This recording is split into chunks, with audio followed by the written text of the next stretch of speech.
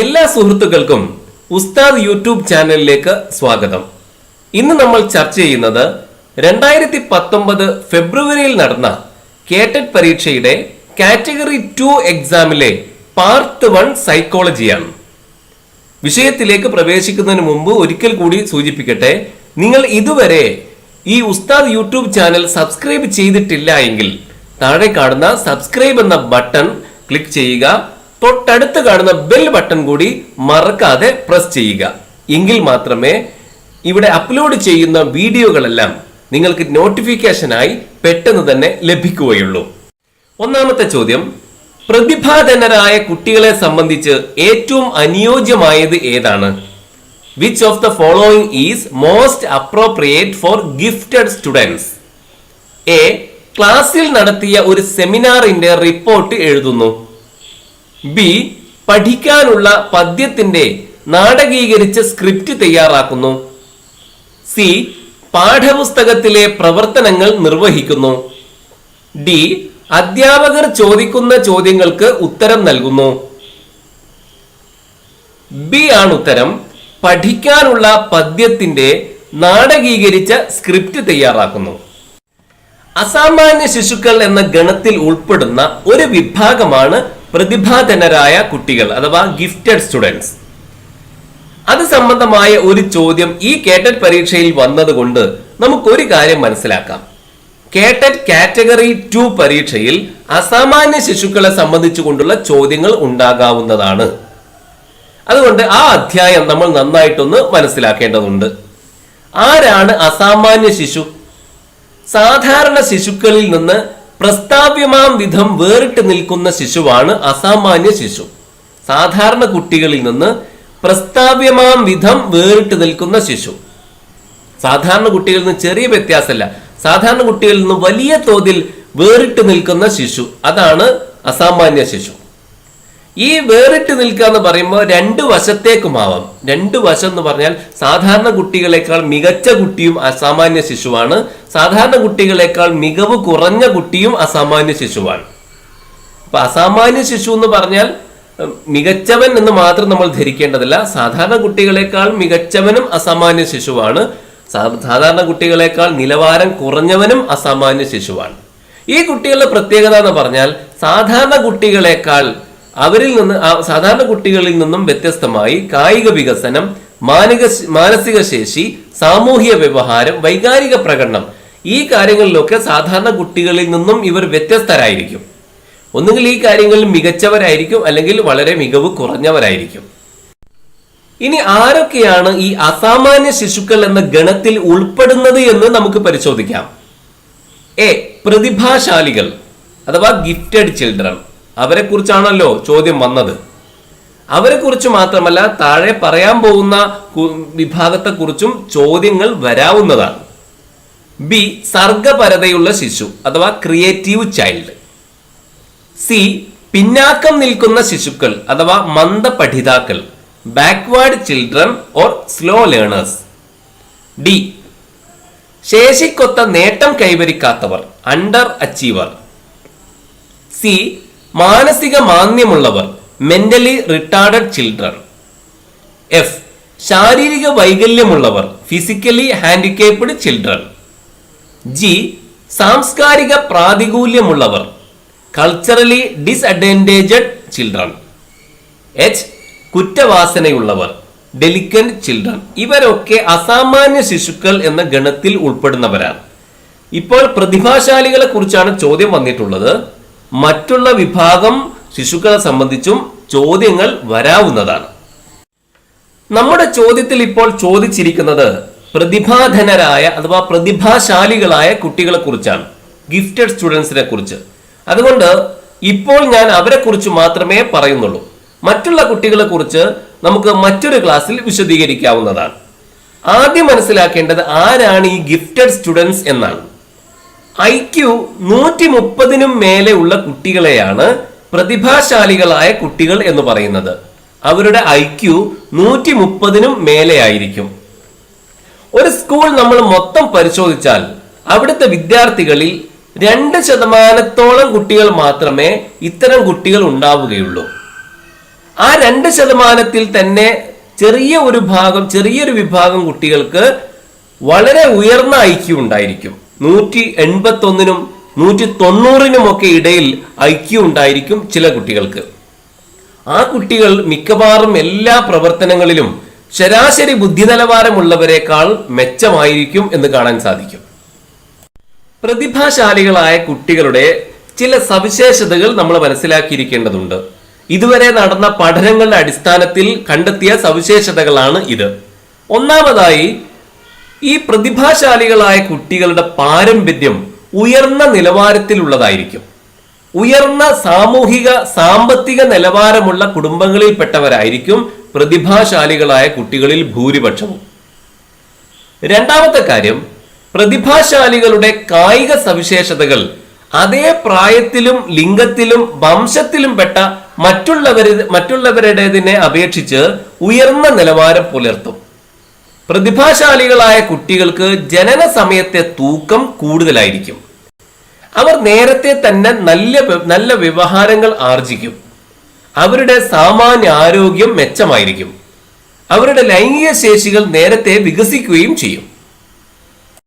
മൂന്നാമത്തെ കാര്യം, അവരിൽ മിക്കവരും അതേ പ്രായത്തിൽപ്പെട്ട ചങ്ങാതികളെ അപേക്ഷിച്ച് ഉയർന്ന വിദ്യാഭ്യാസ നിലവാരം പുലർത്തും. അവർക്ക് പഠനത്തിലും വിജ്ഞാന സമ്പാദനത്തിലുമൊക്കെ യഥാർത്ഥ താല്പര്യമുണ്ടായിരിക്കും. സംഗീതം, ചിത്രരചന, കലകൾ തുടങ്ങി നിരവധി പ്രവർത്തനങ്ങളിൽ അവർക്ക് പ്രത്യേക ശേഷികൾ ഉണ്ടായിരിക്കും. നാലാമത്തെ കാര്യം, അവർ കായിക പ്രവർത്തനങ്ങളെക്കാൾ ഗുണാത്മക ചിന്തനവും പ്രയാസം കുറഞ്ഞ പാഠ്യവിഷയങ്ങളെക്കാൾ പ്രയാസം കൂടിയ അഥവാ കഠിന വിഷയങ്ങളും അവർ ഇഷ്ടപ്പെടും. അവർക്ക് പ്രയാസം കുറഞ്ഞ പാഠ്യവിഷയങ്ങളെക്കാൾ ഇഷ്ടം കാഠിന്യം കൂടിയ വിഷയങ്ങളായിരിക്കും. കായിക പ്രവർത്തനങ്ങളെക്കാൾ അവർ ഇഷ്ടപ്പെടുന്നത് ഗുണാത്മക ചിന്തനമായിരിക്കും. അഞ്ചാമത്തെ കാര്യം, കളികളിൽ മാത്സര്യ ബുദ്ധി ഇല്ലാത്ത താല്പര്യമായിരിക്കും അവർക്കുള്ളത്. പ്രത്യേകം ശ്രദ്ധിക്കേണ്ടതാണ്, കളികളിൽ മാത്സര്യ ബുദ്ധി ഇല്ലാത്ത താല്പര്യമായിരിക്കും അവർക്കുള്ളത്. ചിന്തനശേഷി ആവശ്യമുള്ള കളികളെയും താരതമ്യേന തങ്ങളെക്കാൾ പ്രായമുള്ള കളിക്കൂട്ടുകാരെയുമാവും അവർ മിക്കപ്പോഴും തിരഞ്ഞെടുക്കുക. കളികൾ അവർ തിരഞ്ഞെടുക്കുമ്പോൾ നന്നായി ചിന്തിക്കേണ്ടുന്ന കളികളാണ് അവർ സെലക്ട് ചെയ്യുക. അതുപോലെ അവർ കൂട്ടുകാരെ തിരഞ്ഞെടുക്കുമ്പോൾ തങ്ങളെക്കാൾ പ്രായമുള്ള കൂട്ടുകാരെയാണ് അവർ സെലക്ട് ചെയ്യുക. ആറാമത്തെ കാര്യം, അവർ വായിക്കുന്ന ഗ്രന്ഥങ്ങൾ പരിശോധിച്ചാൽ പ്രായമായവർക്കുള്ള എന്ന് കരുതപ്പെടുന്ന വിഷയങ്ങൾ പ്രതിപാദിക്കുന്ന ഗ്രന്ഥങ്ങളാണ് അവർ വായിക്കുക. മുതിർന്നവർക്കുള്ള പുസ്തകങ്ങളാണ് അവർ വായിക്കുക. ഏഴാമത്തത്, വ്യത്യസ്ത സ്വഭാവ സവിശേഷതകളും വ്യക്തിത്വ സവിശേഷതകളും ഒക്കെ അളക്കാൻ വേണ്ടിയിട്ട് കൊടുക്കുന്ന ടെസ്റ്റുകൾ. ആ ടെസ്റ്റുകൾ അവർക്ക് വേണ്ടി നടത്തിയാൽ അവയിലൊക്കെ അവർ വളരെ ഉയർന്ന പ്രകടനമാണ് കാഴ്ചവെക്കുക. ഇത്രയും പ്രതിഭാധനരായ ഗിഫ്റ്റഡ് സ്റ്റുഡൻസിന്റെ പ്രത്യേകതകളാണ്. ഇനി ഈ പ്രതിഭാശാലികളായ കുട്ടികളുടെ വിദ്യാഭ്യാസം എങ്ങനെയാണ് നടത്തേണ്ടത് എന്ന് നമുക്ക് ആലോചിക്കാം.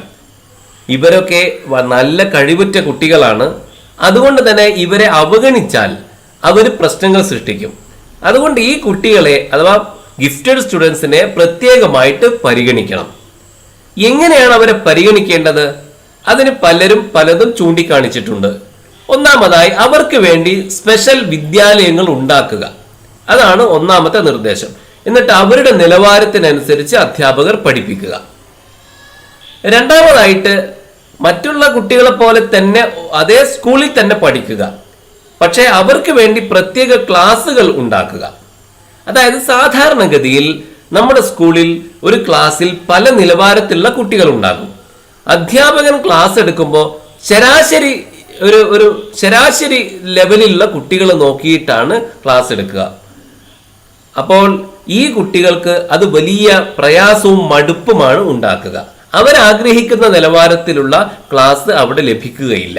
അതുകൊണ്ട് ആ കുട്ടികൾ പ്രശ്നങ്ങൾ സൃഷ്ടിക്കാനൊക്കെ സാധ്യതയുണ്ട്.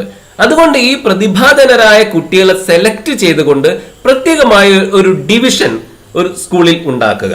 അങ്ങനെ ഈ പ്രശ്നം പരിഹരിക്കാമെന്നാണ് ചിലർ അഭിപ്രായപ്പെട്ടത്. പക്ഷെ അവിടെയും പ്രശ്നങ്ങൾ ഉണ്ട് എന്ന് മറ്റു ചിലർ ചൂണ്ടിക്കാട്ടുന്നു.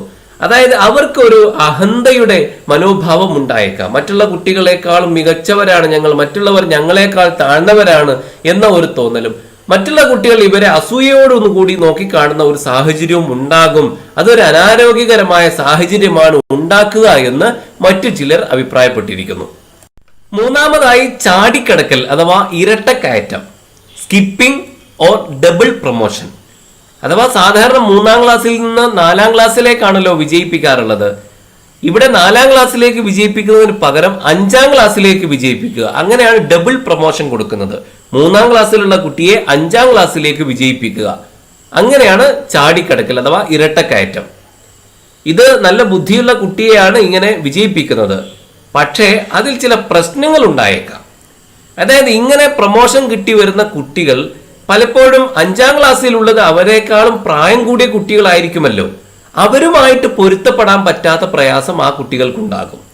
ബൗദ്ധികമായി അഥവാ ബുദ്ധിപരമായി ആ 5-ാം ക്ലാസ്സിലെ കുട്ടികളോട് അവർ തുല്യരാണെങ്കിലും വൈകാരികവും സാമൂഹികവും കായികവുമായ കാര്യങ്ങളിൽ ആ കുട്ടികളെക്കാൾ പിറകിലായിരിക്കും ഈ ഡബിൾ പ്രൊമോഷൻ നേടി വന്ന കുട്ടി. അതുകൊണ്ട് ആ കുട്ടികളുമായിട്ട് ഒത്തുപോകുന്നതിന് അവന് വലിയ പ്രയാസമുണ്ടാവും. 4-മതായിട്ട് ത്വരിത പഠനം അഥവാ ശീഘ്രമായ മുന്നേറ്റം, ആക്സലറേഷൻ ഓർ റാപ്പിഡ് അഡ്വാൻസ്മെന്റ്. അതായത് ഇതുകൊണ്ട് ഉദ്ദേശിക്കുന്നത് നല്ല കഴിവുള്ള കുട്ടികളെ പ്രായമെത്തുന്നതിന് മുമ്പ് തന്നെ 1-ാം ക്ലാസ്സിൽ ചേർക്കുക. 3 വർഷത്തെ പഠനം 2 വർഷം കൊണ്ട് പൂർത്തിയാക്കാൻ അവസരം കൊടുക്കുക. അടുത്ത ക്ലാസ്സിലേക്ക് അവന് സ്ഥാനക്കയറ്റം കൊടുക്കുന്നത് 1 വർഷത്തിന് ശേഷം എന്നതിന് പകരം 6 മാസം അഥവാ അർദ്ധവാർഷികമായിട്ട് നടത്തുക. ഇങ്ങനെ സ്ഥാനക്കയറ്റം നേടി വരുന്ന കുട്ടിക്കും നേരത്തെ പറഞ്ഞതുപോലെ ഡബിൾ പ്രൊമോഷനിൽ ഉണ്ടാവുന്ന പ്രശ്നം പോലെ തന്നെ ഉണ്ടാകും. മറ്റു സഹപാഠികളുമായിട്ട് ഒത്തുപോകുന്നതിൽ ചില പ്രയാസങ്ങളൊക്കെ ആ കുട്ടിക്ക് ഉണ്ടാകാവുന്നതാണ്. 5-മത്തേത് എൻറിച്ച്മെന്റ് പ്രോഗ്രാംസ് അഥവാ പോഷക പരിപാടികൾ. പോഷക പരിപാടി എന്നതുകൊണ്ട് ഉദ്ദേശിക്കുന്നത് ആ കുട്ടികളുടെ നിലവാരത്തിനൊത്ത അഥവാ ഉയർന്ന നിലവാരത്തിലുള്ള പാഠ്യവസ്തുക്കളുമായി ബന്ധപ്പെട്ടതും വൈവിധ്യമുള്ളതുമായ പഠനാനുഭവങ്ങൾ ആ കുട്ടികൾക്ക് അധികമായിട്ട് കൊടുക്കുക. ഇത് പാഠ്യവസ്തുക്കളുടെ കാര്യത്തിൽ മാത്രമല്ല, പാഠ്യാനുബന്ധ പ്രവർത്തനങ്ങളുടെ കാര്യത്തിലും ഇത് ചെയ്യാവുന്നതാണ്. ശാസ്ത്ര സമിതി, കലാസമിതി, കായിക പ്രവർത്തന സമിതി, സ്കൂൾ പാർലമെന്റ് തുടങ്ങിയവയിലൊക്കെ ഇവർക്ക് അധിക പങ്കാളിത്തം കൊടുക്കുക. പൂന്തോട്ട നിർമ്മാണം, ചിത്രരചന, അഭിനയം, സംഗീതം തുടങ്ങിയ കാര്യങ്ങളിലുമൊക്കെ അവർക്ക് പങ്കാളിത്തം കൂടുതലായി കൊടുക്കാം. അതോടൊപ്പം തന്നെ മോശപ്പെട്ടവർ അഥവാ ശരാശരിക്ക് താഴെയുള്ള സഹപാഠികൾക്കും അതുപോലെ ശരാശരി നിലവാരത്തിലുള്ള ആളുകൾക്കുമൊക്കെ കൂടുതൽ സഹായങ്ങൾ കൊടുക്കാൻ, പഠന കാര്യങ്ങളിലൊക്കെ സഹായിക്കാനൊക്കെ ഇവരെ ഏൽപ്പിക്കാവുന്നതാണ്. അപ്പൊ ഇതാണ് എൻറിച്ച്മെന്റ് പ്രോഗ്രാം എന്നതുകൊണ്ട് ഉദ്ദേശിക്കുന്നത്. 2-മത്തെ ചോദ്യം, വൈകാരിക ബുദ്ധിമാനത്തെ പറ്റി വിശദമായി ആഴത്തിൽ പ്രതിപാദിക്കുകയും പ്രചരിപ്പിക്കുകയും ചെയ്തത് EQ was described deeply and popularized by A. Alfred Binet, B. Charles Spearman, C. Howard Gardner, D. Daniel Goleman. D ആണ് ഉത്തരം, ഡാനിയൽ ഗോൾമാൻ. അപ്പൊ ഈ ചോദ്യം വൈകാരിക ബുദ്ധിമാനത്തെ സംബന്ധിച്ചാണ്, അഥവാ EQവിനെ സംബന്ധിച്ച്.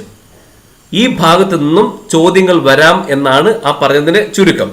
അപ്പൊ അതുകൊണ്ട് എന്താണ് വൈകാരിക ബുദ്ധിമാനം എന്ന് നമ്മൾ മനസ്സിലാക്കിയിരിക്കേണ്ടതുണ്ട്. അതിനെ പറ്റിയിട്ട് നമുക്ക് ചില കാര്യങ്ങൾ മനസ്സിലാക്കാം. ഇനി നമുക്ക് പറയാനുള്ളത് വൈകാരിക ബുദ്ധിയെക്കുറിച്ചും വൈകാരിക സൂചകങ്ങളെ കുറിച്ചുമാണ്. Emotional intelligence and emotional quotient, EI/EQ. ഈ വൈകാരിക ബുദ്ധി അഥവാ ഇമോഷണൽ ഇന്റലിജൻസ് എന്ന ആശയം ആദ്യമായി രൂപപ്പെടുത്തുന്നത് 1990-ലാണ്. ജോൺ മേയർ, പീറ്റർ സലോവേ ഈ 2 മനഃശാസ്ത്രജ്ഞന്മാർ കൂടിയിട്ടാണ് വൈകാരിക ബുദ്ധി എന്ന് പറയുന്ന ഒരു ആശയം 1990 രൂപപ്പെടുത്തിയത്. 1995 ഡാനിയൽ ഗോൾമാൻ എന്ന മനഃശാസ്ത്രജ്ഞൻ വൈകാരിക ബുദ്ധിശക്തി അഥവാ ഇമോഷണൽ ഇന്റലിജൻസ് എന്ന പേരിൽ ഒരു പുസ്തകം പ്രസിദ്ധീകരിക്കുകയുണ്ടായി. അദ്ദേഹം ഈ പുസ്തകം പ്രസിദ്ധീകരിക്കാൻ അടിസ്ഥാനമാക്കിയത് നേരത്തെ പറഞ്ഞ ജോൺ മേയറിന്റെയും പീറ്റർ സലോവയുടെയും ചിന്തകളാണ്. അവരുടെ രചനകളെ അടിസ്ഥാനപ്പെടുത്തിക്കൊണ്ടാണ് ഡാനിയൽ ഗോൾമാൻ ഇമോഷണൽ ഇന്റലിജൻസ് എന്ന് പറയുന്ന പുസ്തകം 1995 പ്രസിദ്ധീകരിക്കുന്നത്. ഇനി എന്താണ് ഈ ഇമോഷണൽ ഇന്റലിജൻസ്, വൈകാരിക ബുദ്ധി എന്ന് നമുക്ക് പരിശോധിക്കാം. നമ്മുടെയും മറ്റുള്ളവരുടെയും വികാരങ്ങളെ തിരിച്ചറിയുന്നതിനും നമ്മളിൽ തന്നെ സ്വയം അഭിപ്രേരണ ജനിപ്പിക്കുന്നതിനും നമ്മിലുള്ളതും നമ്മുടെ ബന്ധങ്ങളിൽ വ്യാപരിക്കുന്നതുമായ വികാരങ്ങളെ നിയന്ത്രിക്കുന്നതിനുമുള്ള ശേഷി. അഥവാ നമ്മുടെ സ്വന്തം വികാരം തിരിച്ചറിയുക, മറ്റുള്ളവരുടെ വികാരവും തിരിച്ചറിയുക, സ്വയം തന്നെ നമ്മളിൽ ഒരു മോട്ടിവേഷൻ ഉണ്ടാക്കുക, അതുപോലെ നമ്മളിലുള്ളതും നമ്മുടെ ബന്ധങ്ങളിൽ വ്യാപരിക്കുന്നതുമായ വികാരങ്ങളെ നിയന്ത്രിക്കുക. ഇതിനുള്ള ശേഷിയെയാണ് വൈകാരിക ബുദ്ധി എന്ന് പറയുന്നത്.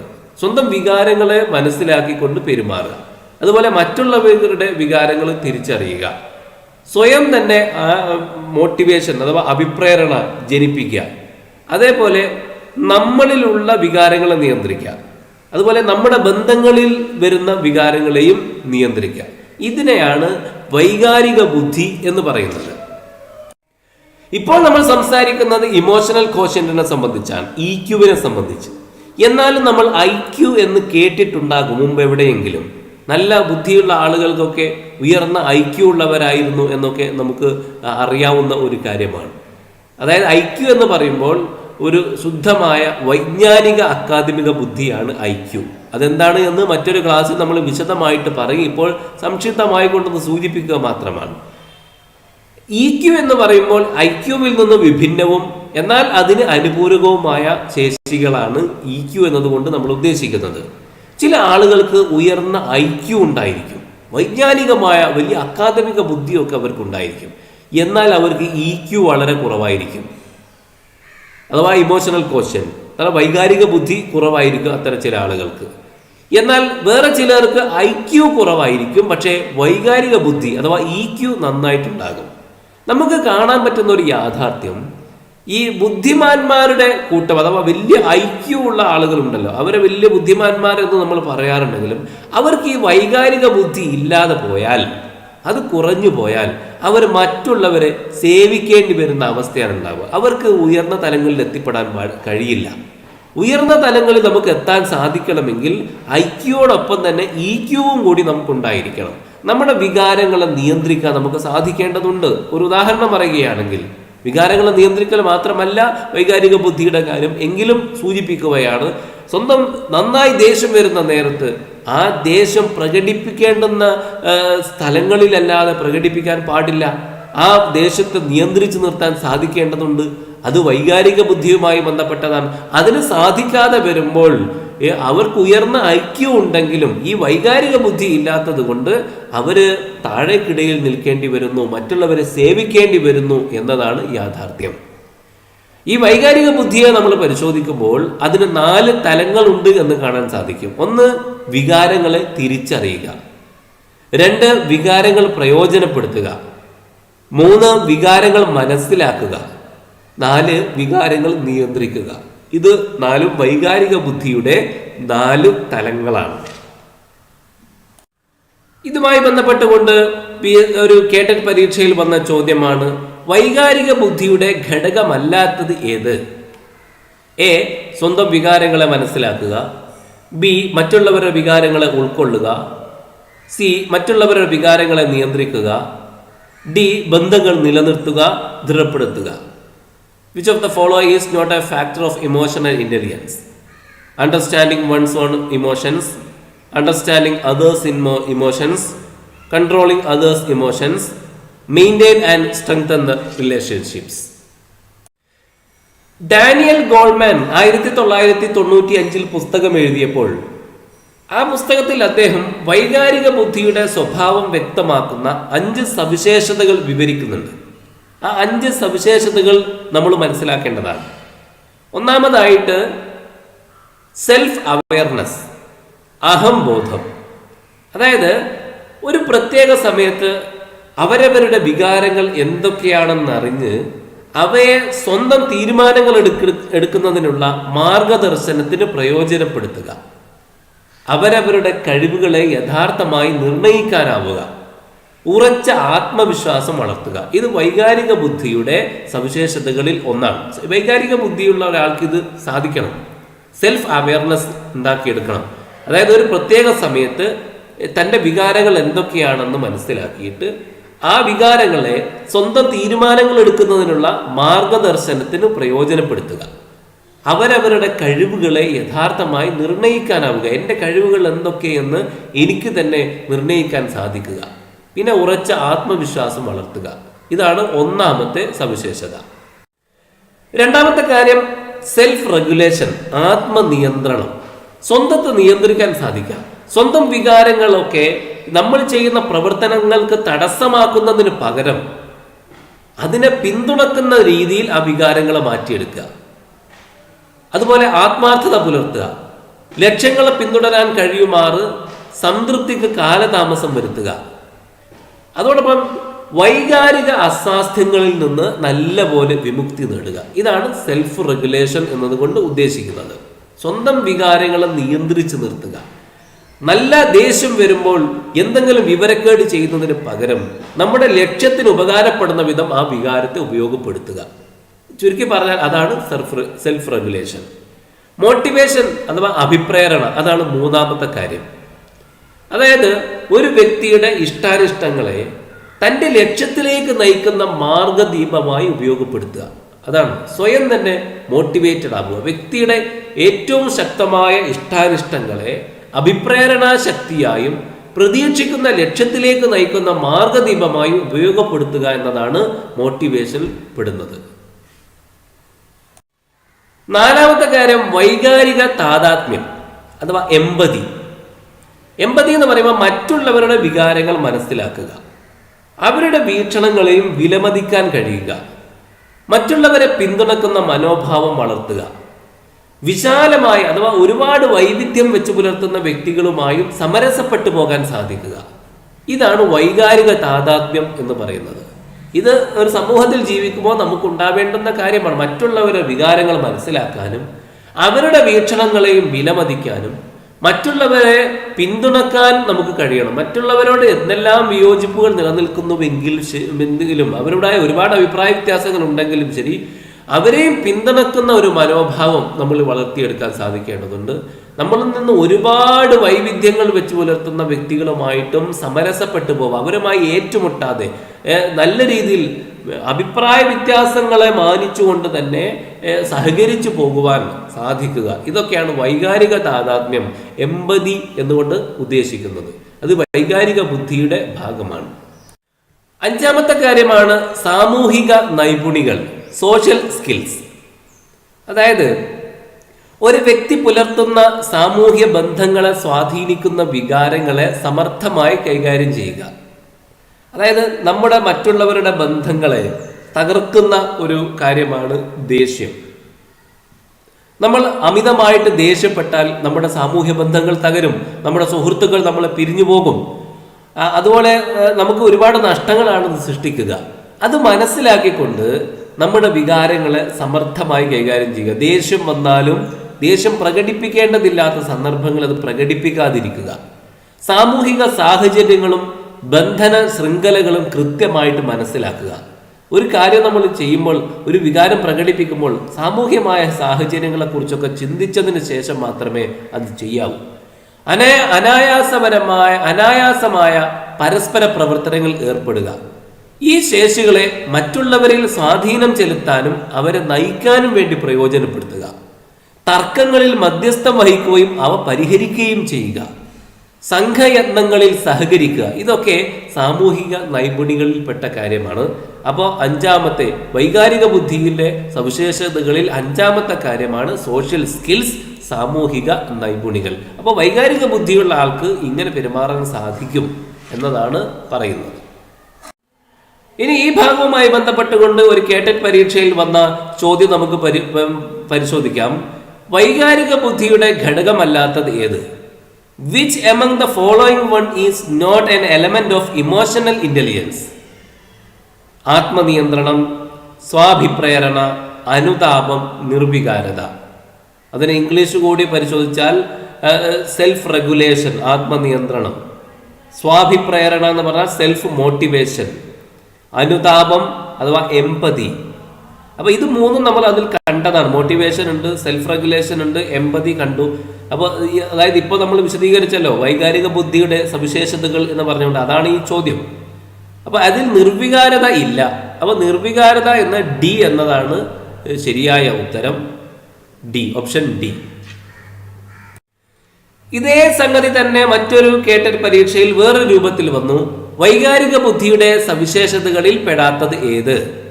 അഹംബോധം, സെൽഫ് അവയർനെസ്, വൈകാരിക താതാത്മ്യം, എംപതി, സാമൂഹിക നൈപുണികൾ, സോഷ്യൽ സ്കിൽസ്. അത് മൂന്നും നമ്മൾ പറഞ്ഞതാണ്.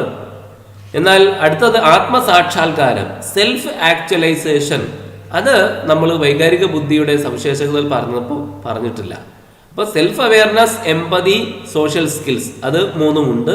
അപ്പോൾ ഡി തന്നെയാണ് ഇതിൽ ശരിയായ ഉത്തരം. വൈകാരിക ബുദ്ധിയുടെ സവിശേഷതകളിൽ പെടാത്തത് ആത്മസാക്ഷാത്കാരം അഥവാ സെൽഫ് ആക്ച്വലൈസേഷൻ എന്നതാണ്. മൂന്നാമത്തെ ചോദ്യം, ക്ലാസിക്കൽ കണ്ടീഷനിങ്ങിൽ കണ്ടീഷണൽ പ്രതികരണവും കണ്ടീഷണൽ അല്ലാത്ത പ്രതികരണവും. In classical conditioning the conditional response and the unconditional response are a ഒന്ന് തന്നെ അഥവാ സെയിം, ബി വ്യത്യസ്തമാണ് അഥവാ ഡിഫറൻറ്റ്, സി ഒന്ന് തന്നെയുമാകാം വ്യത്യസ്തവുമാകാം, can be same or different, D വളരെ വ്യത്യസ്തമായിരിക്കും, വേരിഡ്ലി ഡിഫറൻറ്റ്. എ ആണ് ഉത്തരം, ഒന്ന് തന്നെ അഥവാ സെയിം. ക്ലാസിക്കൽ കണ്ടീഷനിങ്ങിൽ കണ്ടീഷണൽ പ്രതികരണവും കണ്ടീഷണൽ അല്ലാത്ത പ്രതികരണവും ഒന്ന് തന്നെയായിരിക്കും. ഈ ചോദ്യത്തിന് ഉത്തരം എഴുതണമെങ്കിൽ ക്ലാസിക്കൽ കണ്ടീഷനിങ് എന്താണെന്ന് അറിയണം. കണ്ടീഷണൽ പ്രതികരണവും കണ്ടീഷണൽ അല്ലാത്ത പ്രതികരണവും എന്താണ് എന്ന് മനസ്സിലാക്കണം. അതുകൊണ്ട് നമുക്ക് ആ ഭാഗം ഒന്ന് പഠിക്കാം. എന്താണ് ക്ലാസിക്കൽ കണ്ടീഷനിങ്? അതിന്റെ വിശദാംശങ്ങൾ നമുക്ക് ലളിതമായിട്ടൊന്ന് പരിശോധിക്കാം. പൗരാണികാനുബന്ധന സിദ്ധാന്തം അഥവാ ക്ലാസിക്കൽ കണ്ടീഷനിങ് തിയറി. ഈ തിയറി രചിച്ചത് അല്ലെങ്കിൽ ആവിഷ്കരിച്ചത് ഇവാൻ പെട്രോവിച്ച് പാവ്ലോവ് ആണ്. ഇവാൻ പെട്രോവിച്ച് പാവ്ലോവ് അദ്ദേഹമാണ് ചോദക പ്രതികരണങ്ങളുടെ ബന്ധം കണ്ടെത്താൻ വേണ്ടി ഏറ്റവും ആദ്യം പരീക്ഷണങ്ങൾ ഏർപ്പെട്ടത്. പിന്നീട് പലരും ആ പരീക്ഷണങ്ങൾ, പലവിധ പരീക്ഷണങ്ങളൊക്കെ ഈ ചോദകവും പ്രതികരണവും തമ്മിലുള്ള ബന്ധം കണ്ടെത്താൻ വേണ്ടിയിട്ട് നടത്തിയിട്ടുണ്ട്. പക്ഷെ ഏറ്റവും ആദ്യം നടത്തിയതാണ് ഇവാൻ പെട്രോവിച്ച് പാവ്ലോവ്. പല പരീക്ഷണങ്ങൾ അദ്ദേഹം നടത്തി. അതുവഴി അദ്ദേഹം ഒരു സിദ്ധാന്തം ആവിഷ്കരിച്ചു. ആ സിദ്ധാന്തത്തിന്റെ യഥാർത്ഥ പേര് അനുബന്ധന പ്രതികരണ സിദ്ധാന്തം എന്നായിരുന്നു. അനുബന്ധന പ്രതികരണ സിദ്ധാന്തം. ഇത് ക്ലാസിക്കൽ കണ്ടീഷനിങ് അഥവാ പൗരാണികാനുബന്ധന സിദ്ധാന്തം എന്നും അറിയപ്പെടുന്നുണ്ട്. അപ്പോൾ രണ്ടുപേരിലും അറിയപ്പെടുന്ന ഒരേ സിദ്ധാന്തമാണ് അനുബന്ധന പ്രതികരണ സിദ്ധാന്തം എന്നും പൗരാണികാനുബന്ധന സിദ്ധാന്തം എന്നും ഇവാൻ പെട്രോവിച്ച് പാവ്ലോവിന്റെ സിദ്ധാന്തം അറിയപ്പെടുന്നുണ്ട്. പാവ്ലോവിന്റെ ഈ സിദ്ധാന്തം എന്തുകൊണ്ട് പൗരാണികാനുബന്ധനം അഥവാ ക്ലാസിക്കൽ ക്ലാസിക്കൽ കണ്ടീഷനിങ്, പൗരാണികം, ക്ലാസിക്കൽ എന്നൊക്കെ അദ്ദേഹത്തിന്റെ ഈ സിദ്ധാന്തത്തെ കുറിച്ച് എന്തുകൊണ്ട് പറയുന്നു? അതിന്റെ കാരണം മനഃശാസ്ത്രത്തിന്റെ ചരിത്രത്തിൽ ആദ്യമായി രേഖപ്പെടുത്തിയ അനുബന്ധന രീതി അതായത് കൊണ്ടാണ്. മനഃശാസ്ത്രത്തിന്റെ ചരിത്രത്തിൽ ആദ്യമായി രേഖപ്പെടുത്തിയ അനുബന്ധന രീതി ആയതുകൊണ്ടാണ് അതിനെക്കുറിച്ച് പൗരാണികം അഥവാ ക്ലാസിക്കൽ എന്ന് ചേർത്ത് പറയാൻ കാരണം അതാണ്. അതുമാത്രമല്ല വേറെയും പേരുകൾ അദ്ദേഹത്തിന്റെ ഈ സിദ്ധാന്തത്തെ കുറിച്ച് പറയാറുണ്ട്. പ്രതികരണാനുബന്ധനം, ഇച്ഛാതീതാനുബന്ധനം, എസ്റ്റൈപ്പ് അനുബന്ധനം എന്നൊക്കെ അത് അറിയപ്പെടുന്നുണ്ട്. ഇപ്പോൾ ഈ പറഞ്ഞതിൽ പല വാക്കുകളും പലർക്കും തിരിഞ്ഞ് മനസ്സിലായിട്ടില്ല. ചോദകം, പ്രതികരണം, അനുബന്ധനം, ഇതൊന്നും ഒരുപക്ഷെ പലർക്കും മനസ്സിലായിട്ടുണ്ടാവില്ല. നമുക്ക് നോക്കാം എന്താണ് ആ വാക്കുകളുടെ യഥാർത്ഥ ആശയമെന്ന്. അത് മനസ്സിലാക്കണമെങ്കിൽ അദ്ദേഹം നടത്തിയിട്ടുള്ള പരീക്ഷണം എന്താണ് എന്ന് നമുക്ക് മനസ്സിലായാൽ മതി. അദ്ദേഹം നടത്തിയുള്ള പരീക്ഷണം എന്താണ് എന്ന് മനസ്സിലായാൽ ഈ വാക്കുകളും ഈ ആശയങ്ങളും ഒക്കെ നമുക്ക് മനസ്സിലാകും. അതുകൊണ്ട് ആ പരീക്ഷണത്തെ കുറിച്ച് നമുക്ക് നോക്കാം. അദ്ദേഹം നടത്തിയ പരീക്ഷണം ഒരു നായയിലാണ്. ഒരു നായയെ അദ്ദേഹം ഒരു ടേബിളിൽ കെട്ടിയിട്ടു. എന്നിട്ട് നായയെ സ്വസ്ഥമാക്കി നിർത്തി. അഥവാ ഒരുവിധ ശല്യപ്പെടുത്തലും ഉണ്ടാക്കാതെ, നായയുടെ ശ്രദ്ധ മറ്റെങ്ങോട്ടും തെറ്റിപ്പോവാതെ ഒക്കെ അദ്ദേഹം സംവിധാനമുണ്ടാക്കി. അദ്ദേഹം പോലും നായയുടെ മുന്നിൽ നിന്ന് മാറി നിന്നു. പക്ഷെ അദ്ദേഹത്തിന് നായയെ നിരീക്ഷിക്കേണ്ടതുണ്ട്. അതിനായിട്ട് അദ്ദേഹം നായയുടെ മുന്നിൽ ഒരു സെറ്റ് കണ്ണാടി സ്ഥാപിച്ചു. അതുവഴിയാണ് അദ്ദേഹം നായയെ നിരീക്ഷിക്കുന്നത്. ശേഷം അദ്ദേഹം നായക്ക് ഇറച്ചി കൊടുക്കാനുള്ള സംവിധാനം ഏർപ്പെടുത്തി. അങ്ങനെ നായക്ക് ഇറച്ചി കൊടുത്തപ്പോൾ നായയുടെ വായിൽ സ്വാഭാവികമായിട്ടും ഉമിനീരുണ്ടായി. ഉമിനീരുണ്ടാവുമല്ലോ, നായക്ക് ഇഷ്ടപ്പെട്ട ഒരു സാധനമാണ് കഴിക്കാൻ കൊടുക്കുന്നത്, സ്വാഭാവികമായിട്ട് നായയുടെ വായിൽ ഉമിനീരുണ്ടായി. അതിനുശേഷം അദ്ദേഹം ഒരു ബെല്ലടിച്ചു. ആ ഒരു ബെല്ലിന് ഒരു പ്രതികരണവുമില്ല, വെറുതെ ഒരു ബെല്ലടിച്ചു എന്ന് മാത്രമേ ഉണ്ടായിട്ടുള്ളൂ. നായക്ക് ആ ബെല്ലൊന്നും ഒരു കാര്യമേ ആയിട്ടില്ല, ഒരു പ്രശ്നവും ഉണ്ടാക്കിയിട്ടില്ല. പക്ഷേ അദ്ദേഹം പിന്നീട് ചെറിയൊരു മാറ്റം വരുത്തുകയുണ്ടായി. ഇറച്ചി കൊടുക്കുന്നതിന് മുമ്പായിട്ട് അദ്ദേഹം ഒരു ബെല്ലടിക്കാൻ തുടങ്ങി. ആദ്യം ഒരു ബെല്ലടിക്കും, എന്നിട്ട് നായക്ക് ഇറച്ചി കൊടുക്കും. അങ്ങനെ കുറേ ദിവസം അദ്ദേഹം അങ്ങനെ ബെല്ലടിച്ചതിന് ശേഷം ഇറച്ചി കൊടുക്കുക എന്ന രീതി സ്വീകരിച്ചു. പക്ഷേ പിന്നീട് ഒരു ദിവസം അദ്ദേഹം ഇറച്ചി കൊടുത്തില്ല, പക്ഷെ ബെല്ല് മാത്രം അടിച്ചു. അപ്പോൾ അദ്ദേഹം ശ്രദ്ധിച്ചു, നായയെ അദ്ദേഹം നിരീക്ഷിച്ചപ്പോൾ മനസ്സിലായി, ആ ബെല്ലടി കേട്ടപ്പോൾ തന്നെ നായയുടെ വായിൽ വെള്ളമൂറി. ഇവിടെ നമുക്കൊരു കാര്യം അറിയാം, ഇറച്ചി കണ്ടാൽ നായയുടെ വായിൽ വെള്ളമൂറും. ഇറച്ചി എന്നത് ചോദകവും നായയുടെ വായിൽ വെള്ളമൂറുക എന്നത് പ്രതികരണവുമാണ്. അത് നൈസർഗികമായിട്ട് അഥവാ സാധാരണഗതിയിൽ തന്നെ നടക്കുന്ന ഒരു കാര്യമാണ്. അതുകൊണ്ട് ഇറച്ചിയെ അദ്ദേഹം ചോദകം എന്ന് മാത്രമല്ല നൈസർഗിക ചോദകം എന്നാണ് അദ്ദേഹം വിളിച്ചത്. അത് നൈസർഗികമായി തന്നെ ഉണ്ടാവുന്നതാണല്ലോ നായയുടെ വായിൽ വെള്ളമൂറുന്നതും. ഇറച്ചി കണ്ടാൽ വെള്ളമൂറുക എന്ന് ഓട്ടോമാറ്റിക് ആയിട്ട് പ്രകൃതിയാൽ തന്നെ നായയുടെ വായിൽ ഉണ്ടാകുന്ന ഒരു കാര്യമാണ്, ഇറച്ചി കണ്ടാൽ വെള്ളമൂറുക. അതുകൊണ്ട് ആ വെള്ളമൂറിയ ആ പ്രതികരണത്തെ അദ്ദേഹം നൈസർഗിക പ്രതികരണം എന്നാണ് പേര് വിളിച്ചത്. അപ്പൊ ഇറച്ചി എന്ന നൈസർഗിക ചോദകം കണ്ടപ്പോൾ വായിൽ വെള്ളമൂറുക എന്ന നൈസർഗിക പ്രതികരണം ഉണ്ടായി. പക്ഷേ പിന്നീട് ബെല്ലടിച്ചപ്പോൾ നായയുടെ വായിൽ വെള്ളമൂറി. അപ്പൊ ബെല്ലടിക്കുക എന്നത്, ബെല്ലടിച്ചാൽ ഒരിക്കലും തന്നെ നായയുടെ വായിൽ വെള്ളമൂറേണ്ടതില്ലല്ലോ, പക്ഷെ ഇവിടെ വെള്ളമൂറി. അതുകൊണ്ട് ഈ ചോദകത്തെ അദ്ദേഹം കൃത്രിമ ചോദകം എന്നാണ് വിളിച്ചത്.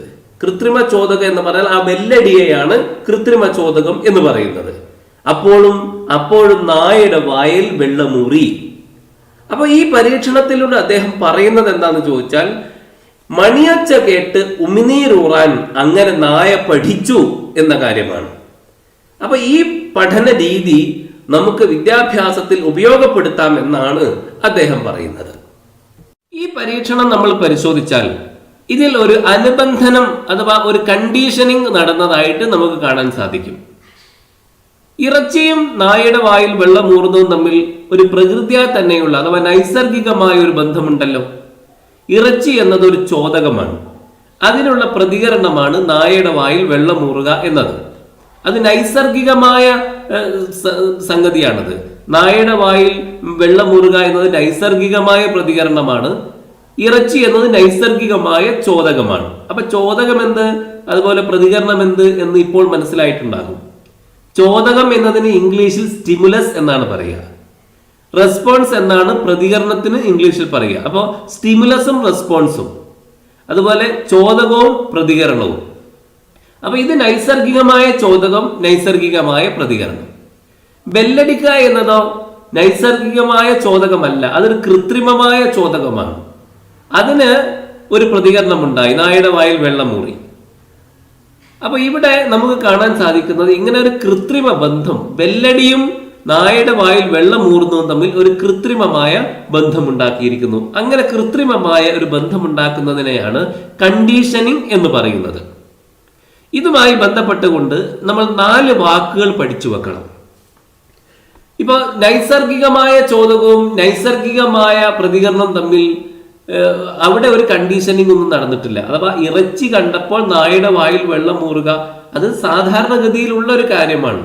അവിടെ ഒരു കൃത്രിമ ബന്ധമൊന്നും ഉണ്ടാക്കിയിട്ടില്ല, സാധാരണഗതിയിലുള്ള ബന്ധമാണ്. അവിടെ കണ്ടീഷനിങ് ഇല്ല. അതുകൊണ്ട് തന്നെ അദ്ദേഹം അതിനെ അൺകണ്ടീഷൻഡ് സ്റ്റിമുലസ് എന്നും അൺകണ്ടീഷൻഡ് റെസ്പോൺസ് എന്നുമാണ് പറഞ്ഞത്. Unconditioned response, unconditioned stimulus. Unconditioned stimulus എന്ന് പറഞ്ഞാൽ ഇറച്ചി കൊടുക്കുക എന്നതാണ് അൺകണ്ടീഷൻഡ് സ്റ്റിമുലസ്. അതിന്റെ റെസ്പോൺസ് ആണ് അൺകണ്ടീഷൻഡ് റെസ്പോൺസ്.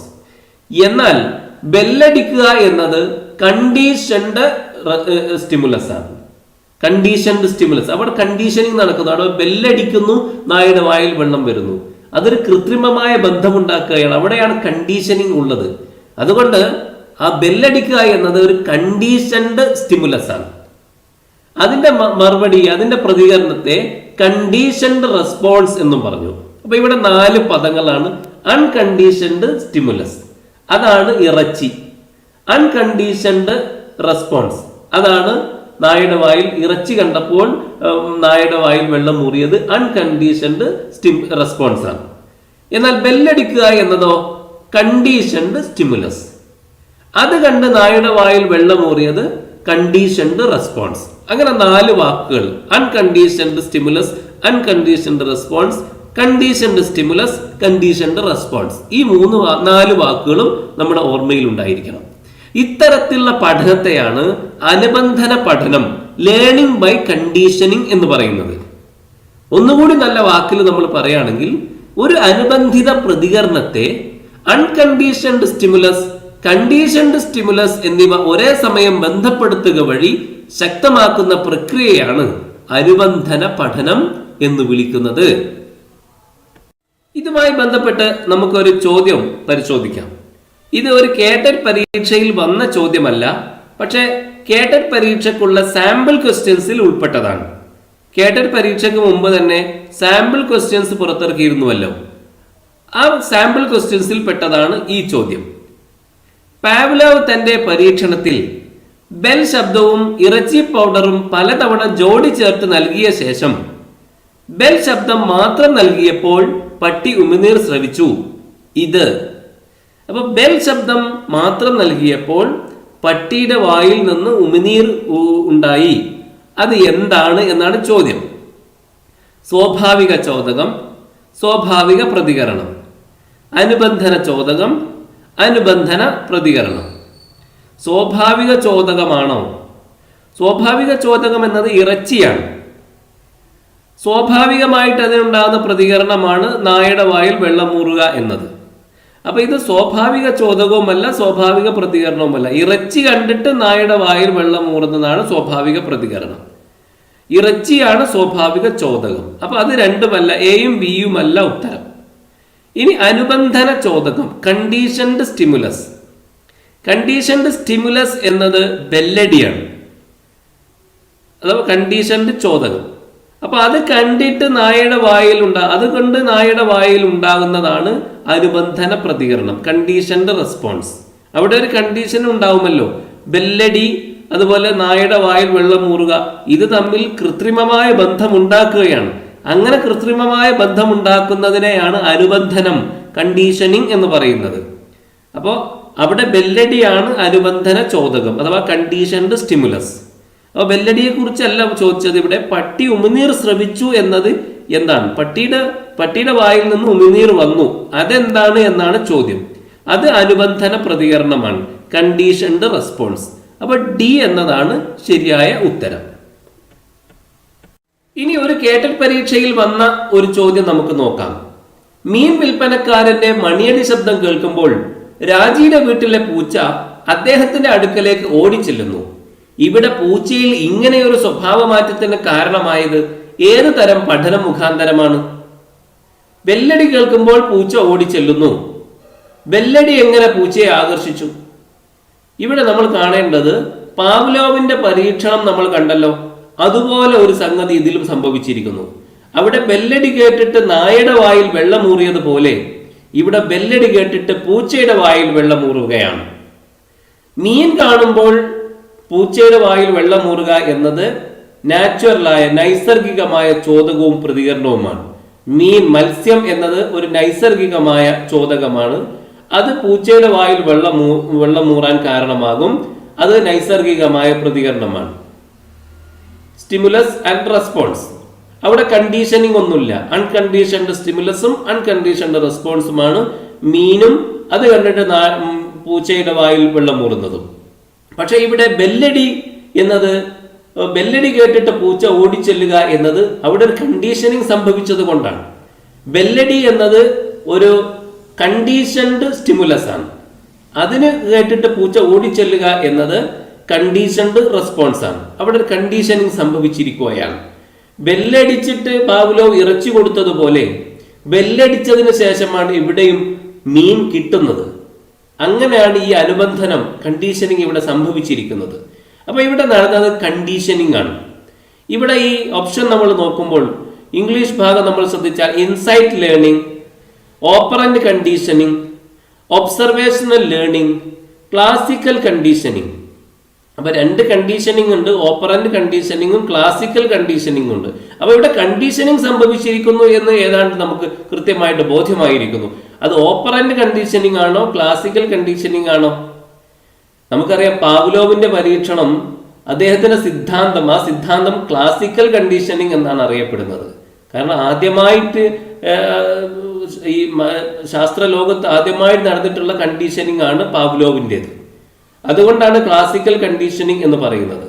അപ്പൊ പാവ്ലോവ് നടത്തിയിട്ടുള്ള കണ്ടീഷനിങ് പോലെ തന്നെയാണ് ഇവിടെയും സംഭവിച്ചിരിക്കുന്നത്.